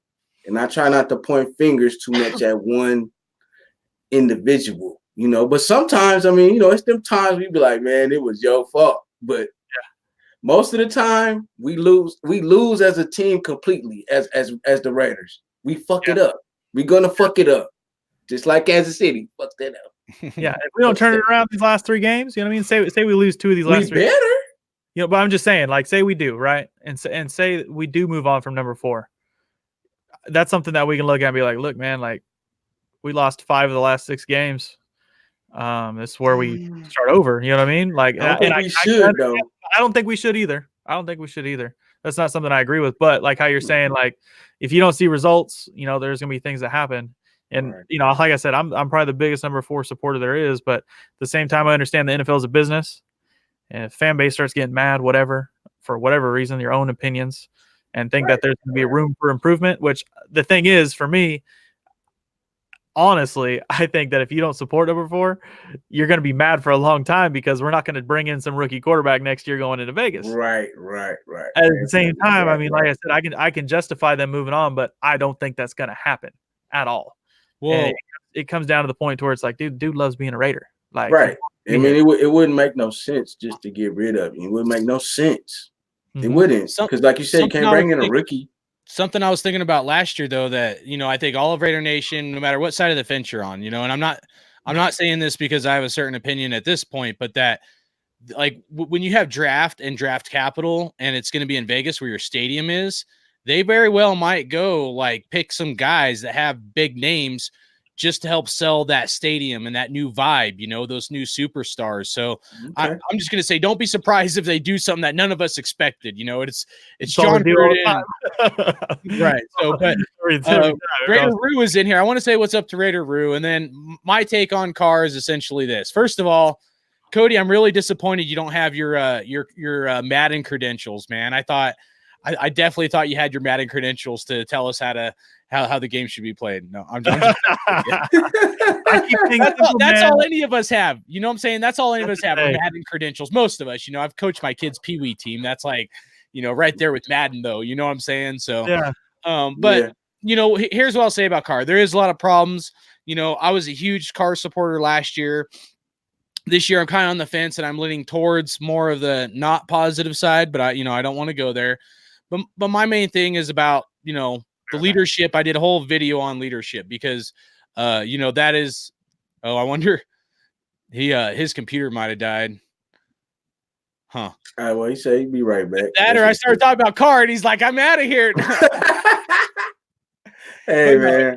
Anyways, but I have some questions on his leadership and stuff that I'd like to see him improve. And, you know, I think if under the right leadership, I could definitely see him improve and grow. I'm not fully given up on him yet, but I'm like on this like fine line, I would say personally, you know, but you know, I do think if we got another number 1 wide receiver or something, I think that would definitely help us. And then not just that, but I think that better defense too. Better, some more. Pieces. Better defense. But part of it is our play calling. Like if we run trips, right? Like we're all bunched up. We got 3 wide receivers. They always like run the same routes. I know. It's not like you have the middle receiver doing a slant route, and then the next play doing a streak instead of a slant route. They're always like doing the same routes. Like they need to have the same formations, but switch up the routes and stuff, or break it on the 2-yard line instead of the 7 or something. Chucky play calling, man. You're right. So like, you know, we have to once our emotions die down, and Carr does some stuff that, you know, we're sitting here scratching our heads at times, but you know, part of it is like, why is John Gruden like doing this? And not just because he's trying to be cute. Look at the credit. You're right. Well, he says, man, like, we're going to pound it, and we know that they're going to pound it. We're going to pound That's why I say he'll rather run the ball on that 4th and 1 just to try to get that first down. And if we get it, he's going to be like, yeah, we got it. See, I was smart. We ran that ball. We run that ball. I say, bro, throw the ball down the field on 4th and 1. I agree. You can beat the defense. You can beat the defense. Whether it's running or passing. So we have to figure out a way where we're not predictable. The other thing I want to say is I think players are playing out of position, and like some on defense, but also on offense. Like, I really want to see what Doss has as a number 2 these last 3 games. Yeah, you know? Man, I don't know. Just hear me out. I know most Raider Nation won't agree with me, but I'm just saying. I mean, I think we should. But he's not a slot wide receiver. He doesn't have like if you watch him run in training camp and stuff, and like his kind of goofy steps, he doesn't have the quickness for a slot wide receiver. And we have a great slot wide receiver who's injured right now. But you know, I just want to see if maybe he's on the outside. Maybe we get more production out of him. If I remember right, it seemed like we got some more production out of him when he in preseason when he was out running number 1 or number 2 wide receiver on the outside. Exactly. So I'm just saying, like, some of these guys might be playing out of position because John Gruden is trying to force what he wants instead of maybe adjusting to these players. Maybe that's the injury bug. Talking to Chucky, like, look, you need to see what these other players got. You ain't got them now. Going off what you're saying with Keelan Doss playing in the slot, I think the issue is because we don't even have a slot receiver to fill in a spot. Like, we don't got crap right now, and it's not just him. Quick enough to be a slot. Gafford is quick enough to be a slot, but I think the issue is with our slot receiver is we need a wide receiver that can run the routes. You know what I'm saying? Yeah. Gafford has the speed and he kind of has the build of what you think is like a slot receiver, but maybe he just doesn't have the knowledge of what we're asking. Because it depends on what we're running, because I feel like we started designing this playbook around Hunter Renfrow for a while, and his job like wasn't even a route. It was like a read the defense, see what coverage they're in, find the spot, sit in it, and you're just going to get a missile drilled right into where you're sitting. You find the gap. Right. If there's a corner and the linebacker in a zone coverage, you're going to sit right in between the two of them, and Derek's just going to fire it right there in between the two of them. Right. And that's just, and it's not just him. Like you want Doss to play outside wide receiver. I want Tier Whitehead to play outside linebacker, but he can't because he's freaking stuck at middle linebacker because we don't have a middle linebacker. And it's like, we're doing this with our whole freaking team. I want Worley to keep trying to play outside corner, build him up, but now he's getting freaking thrown at safety because we don't got another safety. Right. So it's like this whole thing. Gosh, man, Hardcore Raider, you fired up a whole thing, because I feel like that's our whole issue with this team right now is we're not deep enough in those prime positions, and this West Coast offense slot receiver is key. And now we don't have. You said it. I mean, part of this is on coaching, and like I don't know if it'd be Mike Mayock or John Gruden, but I was thinking about this last week actually, where we had like Ryan Grant, and then who was the other wide receiver? JJ Nelson, and I mean, wide receivers have we gone through? What are we on, like the 10th wide receiver or something? Yeah, man. Crazy, man. Like a carousel, yeah. We traded a draft pick. So, like, at some point, I said at the beginning of the season, our number one thing was going to be team unity. We had this team unity, and then players start getting hurt, dropping out, and you break that bond with your team. You start bringing in all these other guys. You got to create new chemistry. Enough ruffle in the feathers, man, and it can end up not you kind of lose some of that fight. You know what I mean? I mean, we've been hurt all season, though, man. This really was the second big time that the defense got banged up. Because remember, they got banged up earlier in the season. Yeah. In one game, and then we started losing players on offense too, here and there, nagging injuries. I mean, Jacob's been playing. He was playing through this, whatever the shoulder was, whatever. Shoulder, man. Are you kidding me right now? Hey. Woo! I mean, that's a tough son of a gun, huh? Hey, man. God dang, man. Yeah. Can you imagine, dude? Like every time you hit somebody, I was like just sitting, but hey, they're gonna try to play. They're gonna play. Well, what they said was they give them the shot and you don't feel crap. That's what everybody's saying. All players say you don't feel crap. But imagine now, okay, cool, you feel good for this game, right? But you're over here trucking, 250 plus pound dudes, whacking 8-10 times a game on that shoulder, because I'm sure you're just going to keep going, just out of habit. You're not thinking about your shoulder when you're playing football. Right. Yeah. Imagine how I feel the next day. Oh yeah, definitely. Well, at the end of it, like the reality of this story is going to be these next 3 games are huge. I mean, obviously we know we'd have to win out. We need a miracle and a bunch of teams to lose for us to make the playoffs. But besides that, like, some of the team players that might be on the fence or not, like this is the, pretty huge for our last, 3 games here. So let's get this thing about wrapped up. But just thoughts on the Jags game, score predictions, and what we got to do to beat the Jags here, guys. Ooh. Go ahead. Score more points than right, simple, I feel like I'm gonna say the same thing I've been saying the last 3 weeks here, man. And it's winning in the trenches, and I feel like we've done that on the offensive side of the ball. Now it's time to get back to that on the defensive side of the ball. I talked about I forget the stat now. We're on our 3-game win streak. We had something like 20 sacks in that 3 games or something like that total on the team. And then our last 3 losing games, so we've had, I think, two maybe 3. Okay. Yeah, there you go. Not very many. I started at 0 because I'm like, it was somewhere right there. I think it was 2, something like that. I forget the stat, man. I'd posted on Twitter a few days ago. But our defensive line just kind of went non-existent. And still, though, I mean, we played pretty good against the Chiefs on defense. I got to give it to them. We shut down Patrick Mahomes, but at the same breath, I mean, they put up 40 points on, like that same little bit of defense. So right. I mean, I guess it doesn't matter. Numbers don't tell it all. Stats don't tell it all. But when the defensive line disappears, like it did last year, so does our team. You got to win in the trenches. So offensive line, keep doing your thing. Gabe Jackson's had a little bit of a slow bounce back from injury, but every single other player has had a Pro Bowl caliber season dang near. I mean, they should be at least considered top 5 at their position at this point. They're in the conversation for sure. At least as a unit, they're top 5 for sure. But it's time for the defense to get back to what they're doing. And that's another player playing out of position, hardcore, Cleveland Farrell. And I don't know if he just doesn't quite have his position set yet or what he's doing. But that's another guy that you feel like isn't quite doing his job that we want him to do as a defensive end. But last week, it's actually crazy. I think he led the team in pressures last week. Wasn't much. It was only like 2 or 3. That's the problem. You got to get some more moves or something, man. It's something that's not just him though. Even Buckner's got some work in there to do, and Gunther just needs to start sending the house, man. It worked. Got a safety on him. You know what I mean? Like, get some more linebacker blitzes in there. Morrow struggled in coverage, but let's get him back in there. Let's get some more blitzes. I just think on defense we don't got the dogs out there. The dogs is hurt. We need are suspended. or they tackled banned from the NFL for tackling. I'm just saying we missing them safeties. We missing both of them, man. I was calling that after the Chiefs game, man. I said after you play the Chiefs, anybody that runs like 4 or 5 wide receiver sets, we're gonna get smoked.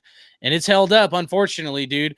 Can we not have Gardner Minshew look like Tom Brady? I mean, that's all I want. Man, really, don't make Gardner Minshew look like Tom Brady, the next coming of Tom Brady. You know, like we played the Niners last year and we make that quarterback like, oh no, oh my goodness. How many teams we gotta play? We make their quarterback look so damn great, man. And like all them teams. So that's all I'm gonna say. And then pound the rock right up their tail, man. I want Jacobs to play, dude. I want him to play hard because last game in Oakland, I think that would really mean something to that dude. And we got a couple guys up in here. I just want to give a quick shout out before we wrap this thing up. Raider Prime, Town Business, man. What's up? Grimecast still in here. Raider Rue. He said all we need to do is win out, Steelers lose out, and either Titans or Texans lose out, and Browns lose 1. Oh, everybody got to lose 3 in a row. Too easy. It's crazy. No problem. Playoffs. Here we come. Right. Raider had our chance. 7528.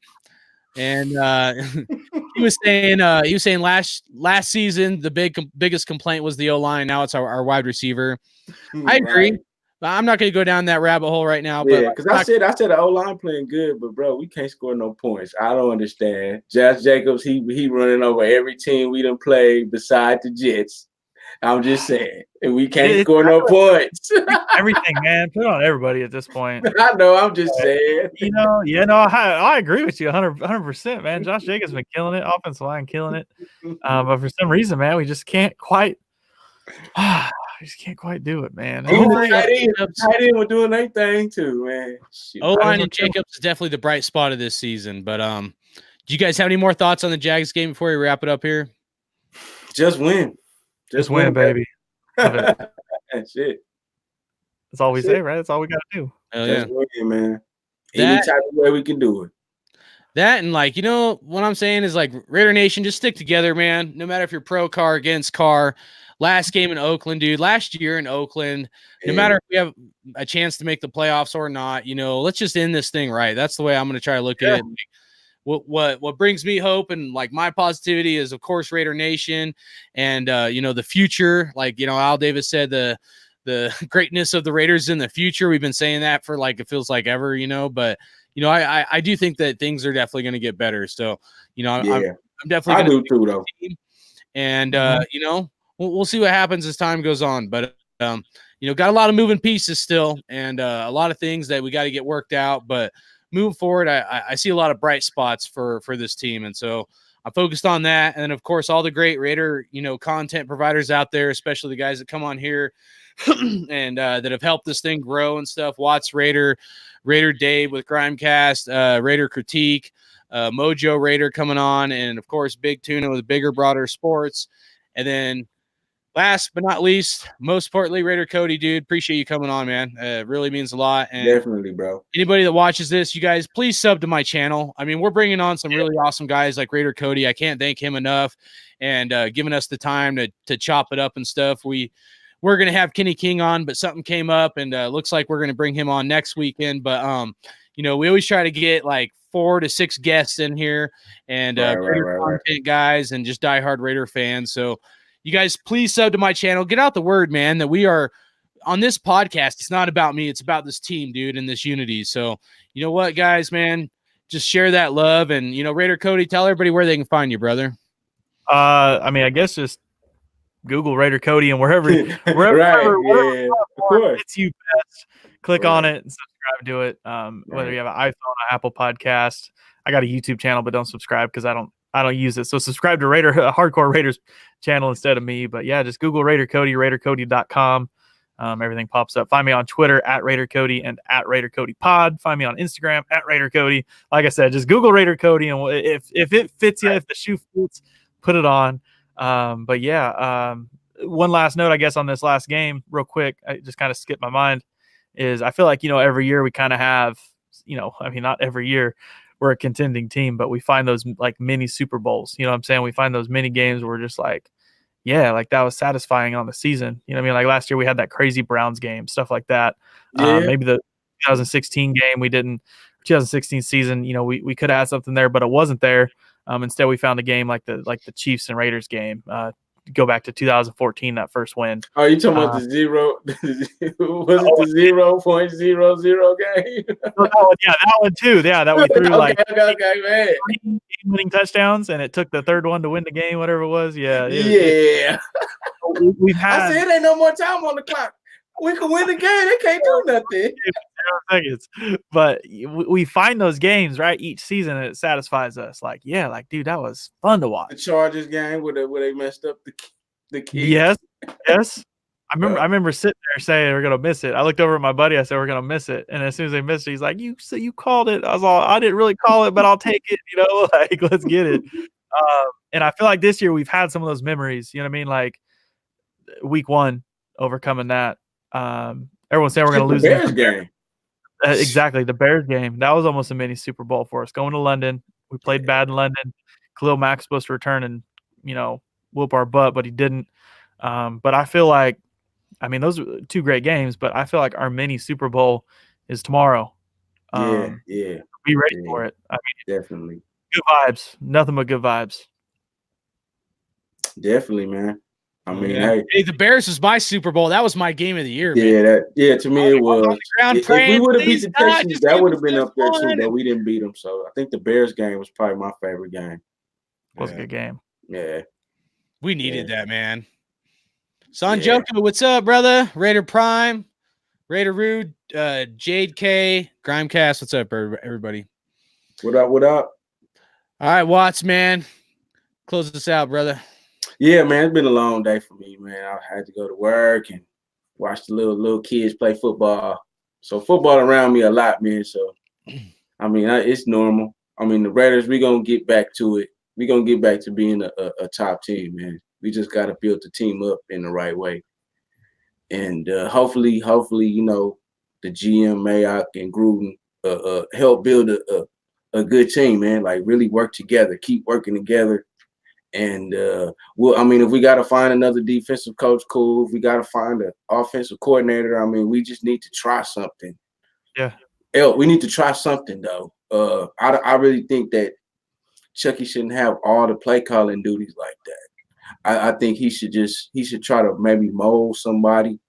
Of course, have input and have like a game plan. But as far as like plays, calling plays like on the fly, he should have more than one opinion on calling plays, and I just think we got to get that person in there that he feel like he can, mentor maybe, because I just think him and Olsen, they just used to each other. You know what I'm saying? Like 40, you say, he just used to you. He just used to you.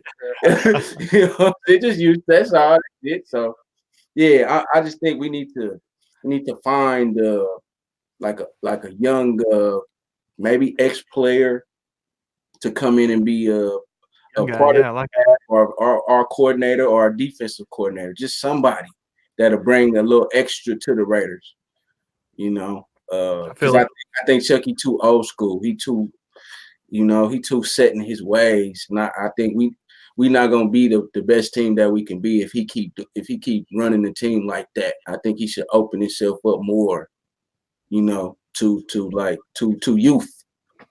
You know, even in the coaching staff. So that's just me. I agree. But hey, we just got to win the game. That's it, man. That's it. You know. Agree. Yeah. What? Let everybody know where they can find you, brother. Oh man, YouTube, Instagram, WattsRaider, Facebook, facebook.com/WattsRaider. And I really don't do Twitter, man. I don't have time. So that's pretty much my 3 main social interaction sites that I'm on. And I mean, man, I just appreciate you for coming on, bro. You know, Hey, I mean, appreciate you having me. I mean, hey, you know, yeah, man, it's gonna be kind of weird watching the game tomorrow, man. It's gonna be weird. It is. That's how it was for me last season, man. It's gonna be weird. How it was for me last season. I appreciate you guys both having me on here, man. Yeah. It's cool. I like the effort that's being put into the show, for one. For me, man, I remember at one point I was sitting in my garage working on my podcast at first, and I mean, no matter who was with me, we'd start recording maybe like 8, 9 o'clock, and I'd be working on this thing and putting it out at like 2, 3 in the morning, just editing, trying to figure it out, grinding it, going through audio issues, going through all kinds of like 6 months of stuff every week, just dealing with crap. And I know, I mean, everybody's dealt with the same thing. It's not just me. I talk to people that have had a podcast for a year, and they're asking me questions. They're having issues. Every single podcaster I've talked to has had issues somewhere here and there. And I know you guys can relate to that, man. And it's a grind, and people don't understand that because it's mostly, I mean, unless it's a live stream that you guys are messing up on, people don't see it. You know what I mean? They don't see it. Right. It's crazy, man. You deal with it, and just like, you know, we got on before this, Hardcore Raider, I'm gonna give you a shout out, you know, just because mainly you're saying how much you've put into like even just like introductions and stuff like that. Because look, you know, we're not coming in here with a degree in graphic design. You know what I mean? Like, this isn't just like something we chose to do and we're pursuing a career. This is something that we're passionate about, something that we're going out of our box. We're going, you know, a little out of pocket. We're finding talent that we don't have, and we're trying to create it to make something awesome that eventually, that the end goal, like a channel like this, is successful and fun to do and fun for people to get involved with. For the most part, man, shout out, I mean, WattsRaider, I know you do your thing, and shout out Hardcore Raider for doing this thing right now. This ain't easy. It's fun right now. We're good, right? We're just chilling, talking Raiders football, but there's a lot of stuff that happens whenever this live camera isn't going. Right. So yeah, well, shout out. You just have to make it a part of you. That's the only way I could tell somebody. Like, if you, I mean, that's just what I did. I just made it a part of my life. I mean, I got my regular stuff, you know, work and paying bills and doing this, family and all that. But other than that, it got something to do with the Raiders. I'm doing something. You know, I'm looking at you know, some opponents. I'm doing a video. I really don't do too many footage videos, but I just kind of have made it a part of my daily life, like around my schedule. Yeah, you know, and I told Hardcore Raider, you guys see that struggle? It's easy. That was part of the struggles. Yeah, I was like, man, it's easy, bro. I said it's become easy to me. You know, just being able to keep it going, really. You know, at first it was hard. Yeah. It was hard. Yeah, same. But it got easier as I guess you could say, as repetition. Yeah, same, you know, same, bro. Like I said, I was 9 to 3 in the morning at one point, and now I'm like, I pop the recorder on, I start going at the mic at like 8 o'clock. I got a hour podcast posted at like 10. You know what I mean? Like I'm just pumping them out now. But the struggle to get things going, because like I said, this isn't something that we were chosen to do. It's something we chose to do. It's like we want it to happen. We're gonna make it happen, whether I'm skilled enough to do it or not. So yeah, man, I'm gonna figure it out. Yeah. Well, and I definitely appreciate that. Like my main things is like finding 1 or 2 people to get scheduled, you know, is kind of one thing, but getting 6 people scheduled, you know, so no, that's a grind of its own, man. You're right. You'll get there. You'll get there though. That's time consuming. And then, you know, trying to get our name out there and like, we need help, dude. Like, you know, I am going to do a promotional thing where we, you know, once we reach a certain amount of subs, I'm going to do a giveaway kind of thing, you know, and then, but you know, the other thing is, cause I do listen to other other, podcasts or YouTubers is like finding my own content actually sometimes becomes tough because I don't want to take anybody else's takes. So, I have to like actually like work extra hard because I'm like, I don't want to be, some people listen, to other podcasts as well. And I don't want to be a broken record where everybody just talks about the same thing all the time, So Sure, like, yeah. Be original, so like I do focus more on like some, instead of news and notes, like I want to always dive deep into that deep hardcore fandom, and that's what's great about like you guys and bringing on all these different great Raider minds is like that you're all of our fandom is so deep, and same with our chat and everybody that joins in, is I want it to be that family atmosphere, that unity for Raider Nation, and that any podcaster or YouTuber can come on here and feel like, they're welcome, they're family. We're not just going to sit there and bash each other or whatever, and just come together, man. And that's what it's all about. Even if we have different takes, even if we get heated at times, because we are like I said, we all on the same boat. We all on the same ship, We right. You know what I mean? At the end of the day, we all bleed silver and black, So right. Definitely, bro. All day, every day. Let's get it. All right, man. Yeah, let's get this win, man. I'm be excited waking up game. I'm always excited on Sunday when it's football season, but like I say, it's gonna be weird. It's just gonna be weird.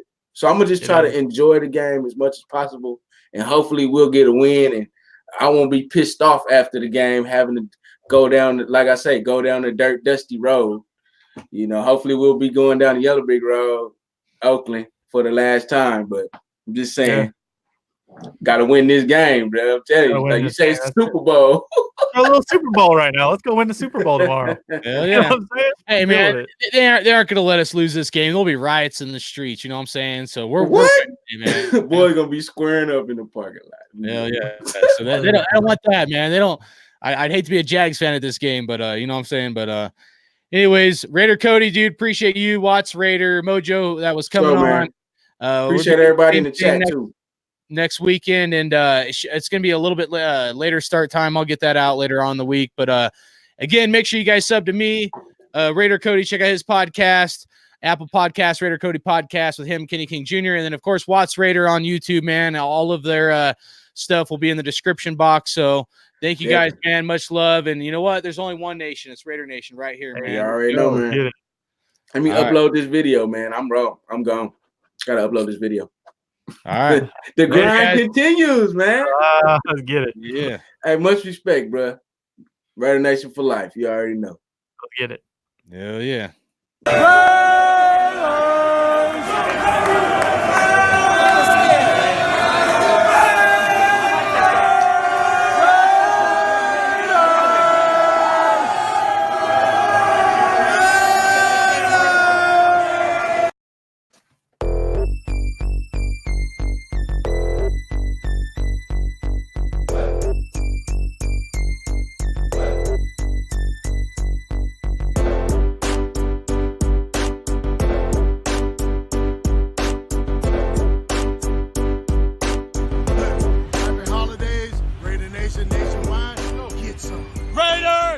Love you, man. Thank you.